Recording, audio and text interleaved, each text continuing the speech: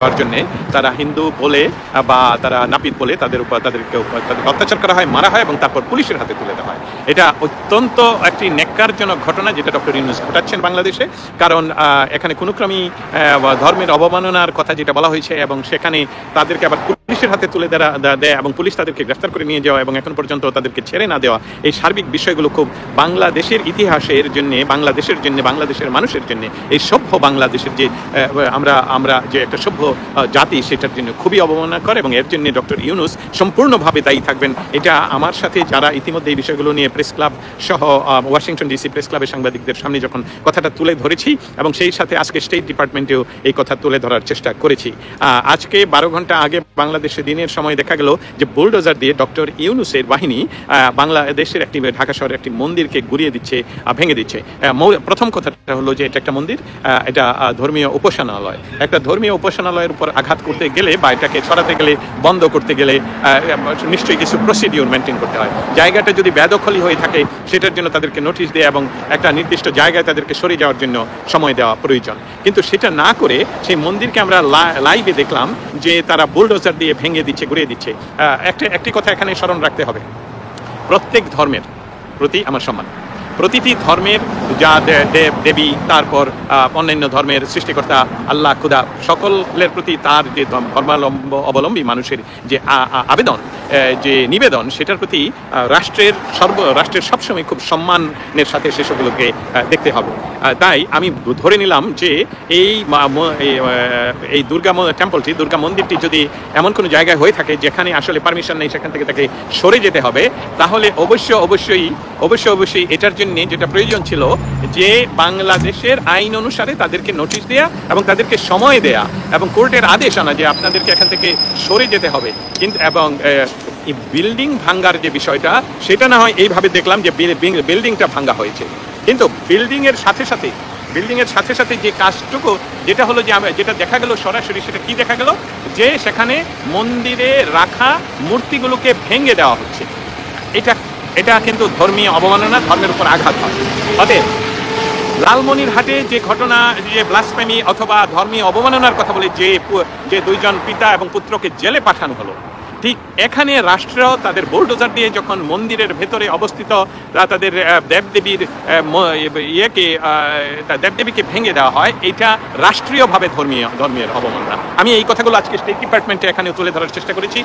আপনারা হয়তোবা আমাদের আবহাওয়া দেখে বুঝতে পারছেন যে আমেরিকাতে এই মুহূর্তে চরম, এবং বাংলাদেশে এরকম গরম আমি উপলব্ধি করিনি। এর একটা চরম একটা আবহাওয়া এখানে। বাংলাদেশে এরকম গরম আবহাওয়ায় সকলে ঘর্মাক্ত হয়ে যান, ঘাম ঝরে, কিন্তু এখানে কিন্তু যেহেতু এখানে আর্দ্রতা কম, সেই জন্য ঘাম ঝরছে না। আজকে মাত্র 20 মিনিট সময় পেয়েছিলাম আমরা প্রশ্ন করার জন্যে। উপপ্রধান মুখপাত্র ছিলেন টমি, তিনি 20 মিনিট পরেই আসলে পোডিয়াম ছেড়ে চলে যান এবং তার জন্য আমাদের আসলে তেমন কোনো প্রশ্ন আর করা হয়ে উঠেনি আজকে। তবে আমি বাংলাদেশে যে মন্দির ভাঙ্গা হলো রাষ্ট্রীয় পৃষ্ঠপোষকতায় এবং দিয়ে যেটাকে বুলডোজার দিয়ে, সেই বিষয়টা নিয়ে আমি পররাষ্ট্র দপ্তরে ইতিমধ্যে লিখিতভাবে তাদের জবাব চেয়েছি, তাদের কাছে এটা তুলে ধরেছি এবং তাদের কাছ থেকে জানতে চেয়েছি যে এটা তারা সমর্থন করে কিনা এবং এটা নিয়ে তারা কোনো ধরনের প্রতিবাদ বা কোনো বিষয় বাংলাদেশ সরকারের সাথে আলাপ করবে কিনা। আপনারা যারা আমার কথা শুনতে পাচ্ছেন তারা দয়া করে যদি একটু লিখে জানান। স্যার, আজকে ইউটিউব চ্যানেলে দেখলাম আওয়ামী লীগের পাচার বন্ধ করার জন্য একটা প্রোগ্রাম করেছেন আপনি। আমার কাছে এই ইনফরমেশন যা আপনারা করেন, আমাকে ইনবক্স করে বা লিখে পাঠান, আমি সেসবগুলো নিয়ে দেখব। আপনারা যদি আমার কথা স্পষ্ট শোনা যায় যদি হয়, তাহলে প্লিজ দয়া করে আমাকে একটু লিখে জানান, তাহলে বুঝতে পারবো যে আমার কথাগুলো শোনা যাচ্ছে। আমাদের বাংলাদেশকে স্বাধীন করা হয়েছিল 4টি স্তম্ভের, মৌলিক স্তম্ভের উপর ভিত্তি করে। তার একটি স্তম্ভের কথা আমরা বলতে চাই যে এই বাংলাদেশটা কোনো ধর্মের জন্য নয়, এটা ইসলামের জন্য নয়, এটা হিন্দুর জন্য নয়, এটা বৌদ্ধের জন্য নয়, এটা খ্রিস্টানের জন্য নয়, এটা ইহুদিদের জন্য নয়। এই দেশটা হবে বাঙালির বাংলাদেশ।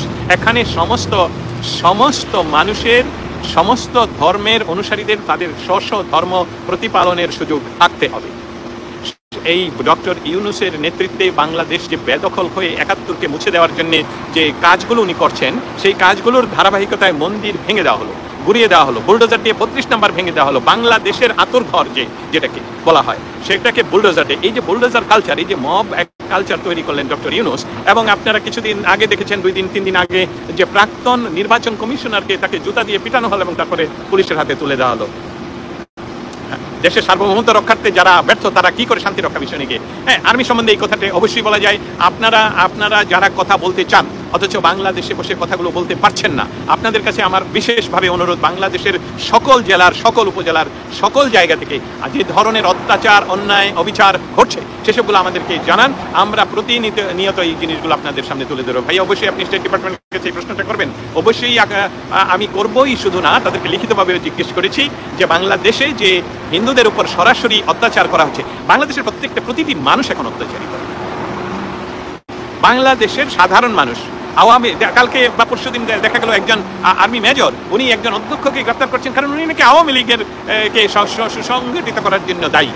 এটা আপনার কাজ নয়। এবং বাংলাদেশে আওয়ামী লীগ নিষিদ্ধ সংগঠন নয়, যেমন জামায়াতে ইসলাম নিষিদ্ধ সংগঠন নয়, যেমন বিএনপি নিষিদ্ধ সংগঠন নয়। অতএব আর্মির কাজ এই বিষয়টা নয়। এবং আপনারা আর্মির বিষয়টা ইতিমধ্যে জানেন যে আর্মি এই ধরনের কাজগুলোকে বাংলাদেশে প্রশ্রয় দিচ্ছে বলেই এখনো পর্যন্ত এই মব যে কালচার, যে মব যে অন্যায়, এসবগুলো হচ্ছে। এবং এটার বিচারের জন্য বিশ্বব্যাপী যে আন্দোলন গড়ে তুলেছে ইতিমধ্যে বাঙালিরা, যেমন লন্ডনের কথা চিন্তা করেন, সেখানে টাইমস স্কোয়ারের কথা চিন্তা করেন সেদিন, এরকমভাবে প্রতিনিয়তই বাংলাদেশ সরকারের যে অ্যাট্রোসিটির অত্যাচার মানুষ নিতে পারছে না, যেমন রাসেল আমির বলছেন এই অত্যাচার আর নিতে পারছি না আমরা। অবশ্যই আমি আপনার সাথে শতভাগ একমত যে এই ধরনের অত্যাচার আমাদের বাংলাদেশের ইতিহাসে, যখন বাংলাদেশ জন্ম নিল 1971 সালের 16ই ডিসেম্বর বিজয় আসলো, জন্ম নিল 26শে মার্চ স্বাধীনতা ঘোষণার মাধ্যমে, তারপর থেকে বাংলাদেশে যতগুলো সরকার এসেছে কোনো সরকারের আমলে বাংলাদেশের মানুষ এতভাবে অত্যাচারিত হয়নি।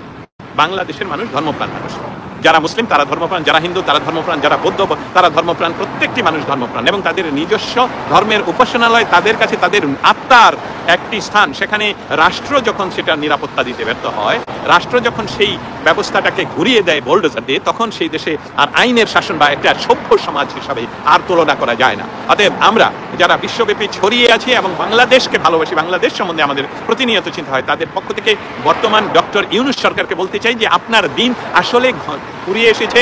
আপনি এই ধরনের অ্যাট্রোসিটি বুলডোজার সরকার আপনাকে বলা হচ্ছে, এবং আপনাকে বলা হচ্ছে হিটলারের চেয়ে আপনি কোনো অংশেই কম নন। এবং আপনার প্রেস সচিব বলছেন বাংলাদেশে নাকি এই মুহূর্তে পৃথিবীর এমনকি উন্নত দেশের আমেরিকার চেয়েও বেশি প্রেস ফ্রিডম। এটা এই এত ধরনের ডাহা একদম বিকারলেস মিথ্যা কথাগুলো যে সরকার আপনারা বলতে পারেন, এই সরকার বাংলাদেশে টিকে থাকতে পারে না। মানুষ যারা আপনারা আমার কথা শুনছেন, আর আপনারা যারা আমার কথা শুনছেন, তাদের কাছে আমার নিবেদন, এবং যে এই দেশকে রক্ষা করার মৌলিক দায়িত্ব আপনার বাড়িকে আপনার রক্ষা করতে হবে, আপনার সন্তানকে আপনার রক্ষা করতে হবে, আপনার দেশকে আপনার রক্ষা করতে হবে। যেই দেশের পাশাপাশি ছোট কাল থেকে বাঙালি হিসাবে আমি বড় হয়েছি, মুসলিম ফ্যামিলিতে আমার বন্ধু স্বপন, সঞ্জন রয় সমস্ত কিছু বড় হয়েছে, পাশাপাশি আমরা ঈদে আমাদের বাড়িতে তারা আসতো, তাদের পুজোতে আমরা যেতাম, সেই সবগুলো এখন বন্ধ করে দিয়ে আপনি মন্দির ভেঙে দিচ্ছেন বুলডোজার দিয়ে, এবং সেটা লাইভ প্রচারিত হচ্ছে বিশ্বব্যাপী।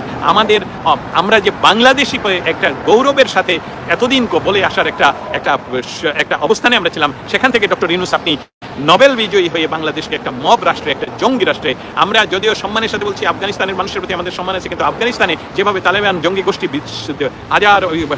অনেক বছর ধরে তাদেরকে অত্যাচার করছে, সেই রকম একটি দেশ আপনি তৈরি করে দিয়ে যাচ্ছেন। অতএব বাংলার মানুষ এটাকে রুখে দিতে হবে। আরেকটা বিষয় বলতে চাই, ডক্টর ইউনূস ক্ষমতায় গ্রহণের গড়ে প্রতি মাসে 1.5 সময় বা বিদেশে যাচ্ছেন। বাংলাদেশের মানুষকে ইতিমধ্যে কৃষ্টি সংস্কৃতি, পরম ধর্ম সহিষ্ণুতা সব ধ্বংস করে দিচ্ছে ইউনূস। এক্স্যাক্টলি আমরা বাঙালি হিসাবে যে গৌরবের ইতিহাস, বাঙালির হাজার বছরের গৌরবের ইতিহাস, তাকে সে ধূলিসাৎ করে দিচ্ছে। তার চেহারায় দেখবেন সে হাসতে পারে না। আমি শত কষ্টের ভিতরেও আমার ঘুম হয় না, আমি বাংলাদেশ নিয়ে চিন্তা করি, আমার শত শত কলিগদের ঘুম নেই, কিন্তু সে ব্যক্তি ঘুমাচ্ছে, তার উপদেষ্টারা ফুটবল খেলছে, এবং কিন্তু হাজার হাজার মানুষ দেখেন চিন্ময় প্রভুকে আজকে 10 মাস হলো একটি ফ্যাব্রিকেটেড কেসে ওনাকে জেলে পুরে রাখা হলো, তাকে বেল পর্যন্ত এখনো পর্যন্ত বেল দেওয়ার কোনো ব্যবস্থা করা হচ্ছে না। অতএব এই যে বিষয়গুলো, এই যে কথাগুলো, এই বিষয়গুলো ডক্টর ইউনূসকে জবাব নিশ্চয়ই দিতে হবে, কারণ তার জবাব না দেওয়া পর্যন্ত বাংলাদেশের মানুষ শান্তিতে যেহেতু ঘরে থাকতে পারছে না। একজন মন্দিরে পূজারী তার মন্দিরে ঢুকতে পারছে না, কারণ মন্দির সেখানে বুলডোজার দিয়ে ভেঙে দেওয়া হচ্ছে। আবার একই সাথে মানুষকে সে হিন্দু বলে তাকে ব্লাসফেমি তথা ধর্মীয় অবমাননার কথা বলে মব সৃষ্টি করে অত্যাচার করে ফিজিক্যালি মেরে তাকে পুলিশের হাতে তুলে দেওয়া হচ্ছে, এবং সেই পুলিশ আবার গ্রেফতার করে নিয়ে যাচ্ছে জেলে। আমি পুলিশ বাহিনীদেরকে বলতে চাই, যারা আমার কথা শুনছেন, আমার আত্মীয় স্বজনের মধ্যে বহু পুলিশ রয়েছে, যারা আমার কথা শুনছেন, আপনাদের কাছে একটা কথা সরাসরি আমি বলতে চাই যে আপনাদের 3,500 পুলিশকে এই সরকারের মব বাহিনী হত্যা করেছে, এবং এমনকি আপনাদের লাশকে তারা ঝুলিয়ে রেখেছে, আপনাদেরকে পুড়িয়ে মেরেছে। অতএব আপনাদের কাছে আমি ওয়াশিংটন ডিসি থেকে এই রিকোয়েস্ট, এই আবেদন করছি, আপনারা এই সরকারের পক্ষে আর কাজ করবেন না, কারণ এই সরকার আপনাদেরকে ব্যবহার করে মানুষকে অত্যাচার করছে। এই সরকারের প্রতি গত অগাস্ট মাসে হয়তোবা একটা বিরাট একটা গোষ্ঠী মানুষের রাস্তা ছিল যারা দুর্নীতিবাজ রাজনীতিবিদ ছিলেন, তাদেরকে জেলে নিয়ে বাংলাদেশে একটা সুস্থ গণতান্ত্রিক পরিবেশ, better then what ever we had, এরকম একটা ধারণা উনি দিয়েছিলেন। কিন্তু আপনারা জানেন পুলিশ আমাদের ভাই, পুলিশ হত্যার বিচার অবশ্যই করতে হবে। পুলিশ আপনার ভাই, আমার ভাই, এবং বাংলাদেশে 400 থানা ঘুরিয়ে পুড়িয়ে দেওয়া হয়েছে। অতএব এই বিচার বাংলাদেশে হবেই। এটা কোনো ধরনের যে ধরনের অ্যামনেস্টি অথবা ইনডেমনিটি যেটাই বলে হোক না কেন বন্ধ করা হয়েছে। আমি আসলে তার সম্বন্ধে কি বলবো? আমি ওয়াশিংটন ডিসি থেকে তার সম্বন্ধে কিছু বলতে গেলে, তার সম্বন্ধে বলতে গেলে সে অবশ্য খুব গুরুত্বপূর্ণ পেয়ে যাবে। যেই কোর্টের এক বিষয়টা হলো বাংলাদেশের স্বাধীনতা সংগ্রামের সময়, আমাদের মুক্তি সংগ্রামের সময় আমাদের বাংলাদেশের মানুষ এবং মুক্তিকামী মানুষ এবং আমাদের আমেরিকা এখনো কেন ইউনেস্কোকে সমর্থন করছে, ডোনাল্ড ট্রাম্পকে আমরা সমর্থন। তাজুলেরটা শেষ করে আসি। তাজুলের বিষয়টা হলো যে সেই যে আন্তর্জাতিক অপরাধ ট্রাইব্যুনাল, সেটাকে থেকে বিচার হওয়ার কথা। এই ট্রাইব্যুনালটা তৈরি হয়েছে যখন স্বাধীনতা সংগ্রামের সময় যেই মানুষগুলোকে তারা হত্যা করেছে, বাংলাদেশের সপক্ষের মানুষকে হত্যা করেছে, শিশু নির্যাতন করেছে, মেয়েদেরকে রেপ করেছে, এবং সেই সকল বিচারগুলো এখানে হওয়ার কথা। সেখানে রাজনৈতিক বাংলাদেশ কেন পৃথিবীর সমস্ত রাজনীতিবিদরাই এমন একটা অবস্থানে থাকেন যে তারা ক্ষমতাচ্যুত হলে তাদের উপর বিভিন্ন কেস কাবারি হতেই পারে, এবং সেটি স্বাভাবিক হোক আর অস্বাভাবিক হোক, সেটার জন্য এই ক্যাঙ্গারু কোর্টে হয়, এই তাজুলের ক্যাঙ্গারু কোর্টে হওয়ার কথা না, সেটা স্বাভাবিক নর্মাল কোর্টে হওয়ার কথা। আর যদি এটা আন্তর্জাতিক অপরাধী হয়ে থাকে, তাহলে এই তাজুলকে আমি আহ্বান জানাচ্ছি, আমিও আইনশাস্ত্রে মাস্টার্স, আপনি এসবগুলো বাংলাদেশের এই কোর্টে না গিয়ে ডেন হাগের কোর্টে যান, এবং প্রমাণ হবে যে আপনারা অসত্য বলছেন।